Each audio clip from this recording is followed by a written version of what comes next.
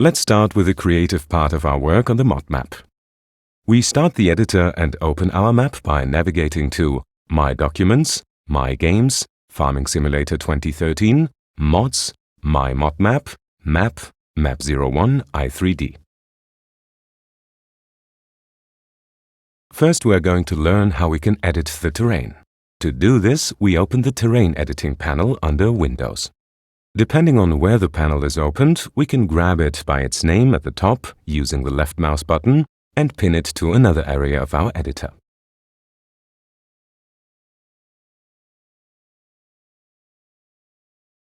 Let's look for a good spot to work on our terrain. For example, over here on the other side of the road by our farmyard. By activating the Terrain Sculpt mode here, our cursor will turn into a brush, which is defined by a radius. This radius indicates the area in which the terrain will be altered when we click one of the three mouse buttons. The Terrain Editing panel enables us to view the preferences our brush is set to. We can alter the radius, opacity, edge definition, as well as a global value indicating the force used to modify the terrain.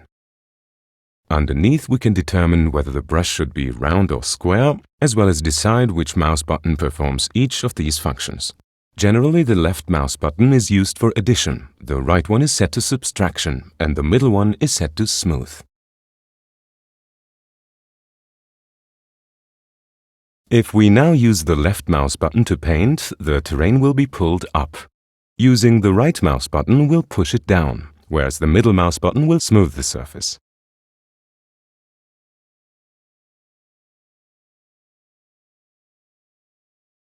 And there's another useful feature called Replace, which is used to replace any given height value. This causes the terrain to be set on a predefined level, making it an excellent tool for creating plateaus. To utilize this function to its full extent, we need to define the height value we want to use.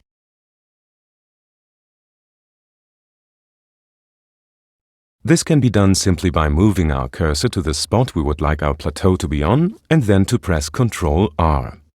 As we can see now, the value in the Replace option has changed accordingly. Now we need to assign the Replace function to a mouse button. In this case, we designate the left mouse button and choose Replace from the drop-down menu. If we now use the left mouse button to paint, the terrain will be pulled up to this level or pushed down. We can also limit this effect. By choosing Replace Limit, Lower, the terrain will only be pulled to the target height, whereas terrain above this level won't be pushed down anymore. On the contrary, if we choose the Higher option, the terrain will only be pushed down, whereas terrain on a lower level won't be pulled up anymore. Now we are going to apply different textures to our plateau. To do this, we are going to activate the Terrain Detail Texture Paint mode up here. In our Terrain Editing dialog, we reset the left mouse button to Add. After this, we can choose a texture from the Texture Layer drop-down menu. Let's pick Dirt, for instance. If we now use the left mouse button to paint, this texture will be applied.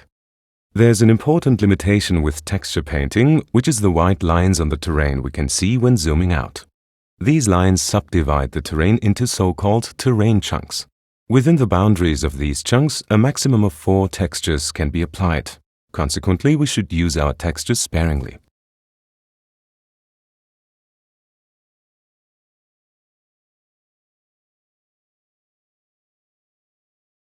Now, with the newly acquired knowledge of these functions, we are able to further refine our little plateau.